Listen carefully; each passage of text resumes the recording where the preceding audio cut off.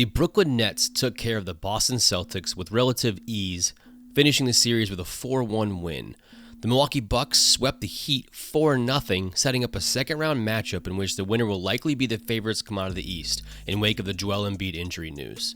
There are so many compelling matchups and thoughts when approaching this series, so I decided to keep it pretty simple with two main ideas.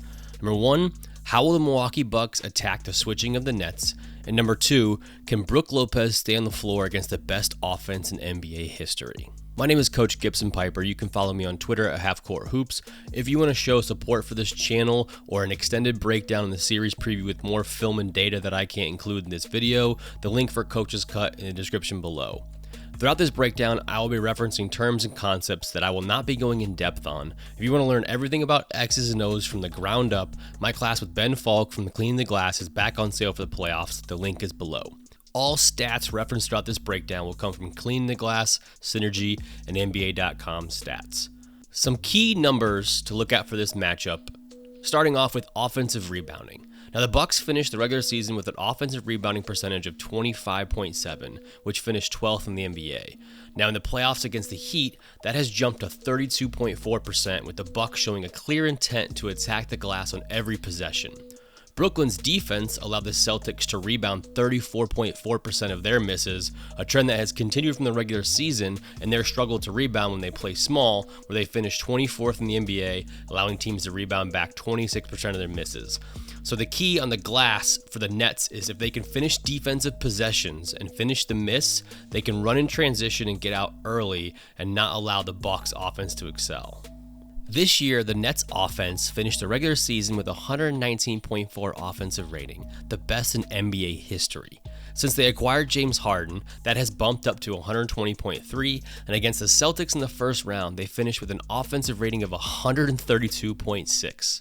One of the factors that I think the Bucks can control is to not foul the Nets, who finished 5th in the NBA in free throw rate, while the Bucks defense finished 2nd in the NBA in defensive free throw rate.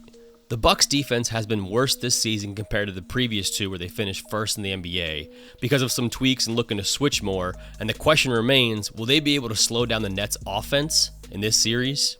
On defense, the Brooklyn Nets have been pretty consistent about switching everything on defense. They usually switch the main action and then have an off-ball switch with either Kevin Durant, Blake Griffin, or James Harden taking a bigger player from a guard.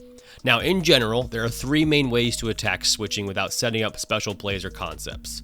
In situations such as after timeouts, free throws, or game stoppages, the Bucks might be able to set up these special sets or concepts. But besides those scenarios, the Bucks can attack the switch by either posting up the mismatch, isolating the mismatch, or keeping the ball moving and try to exploit that mismatch and get the defense to make a mistake. The first option is post-ups. Now, on post-ups this season, the Bucks ranked 10th in the NBA overall with a 1.02 points per possession. This, of course, does not factor in anything besides plays ending with a post-up or switches against smaller defenders. So there's some data available for this, but overall, post-up efficiency is still a solid metric for us to look at. I think this year the Bucks will look to post up Lopez against smaller matchups in this series, as well as Giannis against any matchup, and even Drew Holiday against players like Kyrie and smaller guards on the Nets. Here are some examples of the Bucks posting up a Nets, specifically looking at how they attack switching. In this first clip, we can see a drag screen in transition with Lopez coming down and setting this side ball screen. The Heat switch this ball screen so Lopez rolls into the post against Jimmy Butler, backs him down, and finishes with ease. The Bucks are 3rd in the NBA in isolation points per possession, scoring at 1.05. These possessions include passes with creation and playmaking. Now, this is not my preferred method for the Bucks, especially when they attack the Nets, since this is kind of the game the Nets want their opponents to play, the isolation into a switch. So when the Bucks ISO, the Nets are going to likely zone up on defense to try and really clog up those driving lanes, especially on someone like Giannis. The Nets are going to dare shooters on the Bucks to shoot, and this is obviously one of the main ways the Heat tried to stop the Bucks offense, and that did not go so well. Now let's look at a couple sets that the Bucks might use to kind of confuse the defense and the switching of the Nets to make a mistake. The Bucks found success going against the Heat's switching defense with Bam running double ball screens early in transition with the ball side corner empty. These are called double drags, and the Bucks and Budenholzer call these 77s. So if you see this being called in the game, it's just a 77. And these double ball screens, usually the first player is going to pop and the second player is going to roll, creating that shake action. But this is not a hard rule, as we can see in that first example with Giannis being the roll man. In this example, we're going to see Lopez is going to be the first screener pop to the wing. Second screener, Giannis, is going to turn into the roll man, and then Lopez spaces the floor, opens up a Giannis dunk.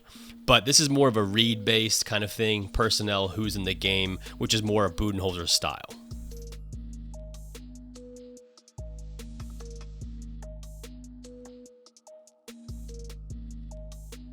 A common action that the Bucks, and we have talked about for the last few years, is putting guards in ball screen defense and having a guard set a ball screen for Giannis.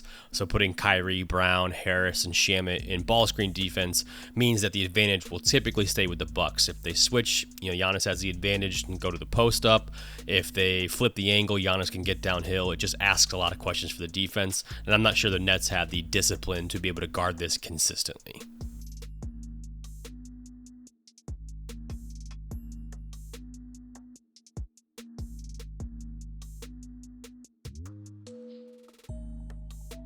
Now, since I went in depth on the Bucks offense in the preview, I want to look at a couple after timeout specials that they've been running in this playoffs and might run going forward. The first one is a double ball screen out of Iverson action. So we looked at that double drag action that they ran before. This is the same concept, but definitely designed to put a guard as the first ball screener. So here Middleton's going to cut off of the Iverson cut, out to the wing. Then we're going to receive a double ball screen from Jrue Holiday and Brook Lopez. Middleton comes off it here. Drew's going to pop, and then Lopez is going to roll. In this first example, the Heat are playing a little bit smaller on Lopez, so they're able to switch this action. Middleton hits the nice ISO 3. In the next example, we're going to see where the real advantage is, where Lopez actually is going to slip into the rim. So you see as Middleton comes off here, Lopez is going to slip this versus the drop coverage, ends up freeing him up for the dunk. One of the more common sets overall, but definitely after timeouts, we'll be getting Giannis and Middleton involved in the middle ball screen game out of stack action. So we're going to see Middleton come off of the stack screen from Giannis, and then Giannis is going to be the ball screener. This is one of the ways that the Bucks get Giannis involved in the ball screen, rolling hard to the rim. And if you cheat it, Middleton can attack. It just keeps the three best players involved and keeps the ball in Giannis's and Middleton's hands.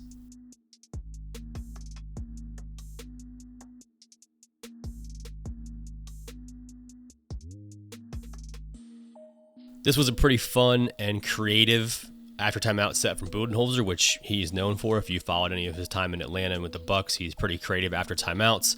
This is a Iverson cut for Giannis, and then similar to the 21 flip counter that we looked at previously in some of the breakdowns, whereas Giannis comes off of this Iverson cut, he turns the corner and attacks towards the baseline. So Jrue comes up, zipper cuts, and then Giannis is going to cut over top of Forbes and Portis in this example. Giannis attacks the baseline to draw the defense. Now watch here as Forbes goes for this handoff. He's going to hesitate and then fake a ball screen almost, and then come off for that deep corner handoff. I'm always curious what new plays coaches are going to put in or use, or concept they'll use in the playoffs. The concept that the Bucks have used more often is this Chicago action, or a pin down or a screen down into a dribble handoff with Giannis as the handler. So here down low, we're going to see Forbes and Jrue Holiday are going to make it look like they're not sure which one's going up, and then Drew's going to change speeds and go right into a dribble handoff in the middle of the floor with Giannis. This turns Giannis into a roller. He can flip it into a ball screen. It can be a two-man game. Just a good overall kind of action to kind of counter switching. So if the Nets try to switch the first one, they could blow that. If they get caught on the trail, it's going to be hard to switch that handoff. It just asks a lot of questions for the defense, and something that I think the Nets may struggle with guarding. Now let's look at the Brooklyn Nets offense and how they switch hunt and how they're going to put the defense in the worst place possible. So as we can see in this possession, it looks kind of random. Harden got a switch. He wants Langford in the pick and roll. This is all design though. And what I mean by that is Harden is orchestrating all of this offensively. So let's go back and watch this full clip. So in the first part of the clip here, we're going to see a switch with Bruce Brown setting a ball screen for Harden. Common action the Nets run all the time. Tristan Thompson is end up going to switch onto Harden here. So if Harden knows you're going to switch, you're basically done. So here we get Tristan Thompson switching onto Harden. Now, Harden notices Joe Harris is in the corner, so he's going to bring him up into a ball screen and switch Langford onto him. What this does is switch Tristan Thompson onto Joe Harris, right? So Tristan Thompson's now guarding off the ball on the best spot-up shooter in the NBA. So James Harden's now in isolation, can attack one-on-one. Joe Harris goes to the corner. When he goes to the corner, this is usually a no-help scenario. So they've taken the Celtics rim protection and their biggest player on the floor, putting him on the best shooter and no help in the corner. They trap Harden, Kyrie flashes, ends up getting an easy bucket for the Nets. So the next example, previously in this game where it's a little bit, not as clean, we see Blake Griffin set a drag screen with Tristan Thompson on him. We get Thompson switched on to Harden. Harden gets the ball back. Harris sets a little kind of brush ghost screen. Now we get Fournier ISO on Harden. Tristan Thompson's the first pass away in gap help. He overhelps on this Harden drive and leaves the best three-point shooter in the NBA open from Joe Harris. Harden completely controls the game in ISO, and they put you in the worst situations with either your big guarding Harden one-on-one, your big off-ball guarding in the corner, helping in different places they're not used to, and just completely destroys your entire defensive system. Now, drop coverage. The Milwaukee Bucks in ball screen play drop coverage, which means Brook Lopez is going to be in drop off of the ball screen in the paint, protecting the rim. Last season, over the past few years, this has been the number one defensive term and talking point, especially in today's NBA. Now, it makes sense to have some concern about this. Why do teams decide to play off the three-point line with some of the greatest shooting this league has ever seen? Doesn't it allow open threes? Well, besides the three-point variance, just see Seth Partnow's Twitter for more information on defending the three. Defending the rim is a priority for any great defense, but especially the Bucks.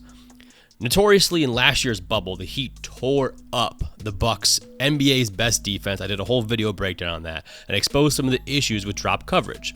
Whether or not that was the bubble shooting and some of the struggles that all the NBA went through emotionally last season, we will likely never know. All I know is I've been charting the Bucks drop coverage in the playoffs, and in 106 possessions so far, the drop coverage of the Bucks against the Heat is ridiculous.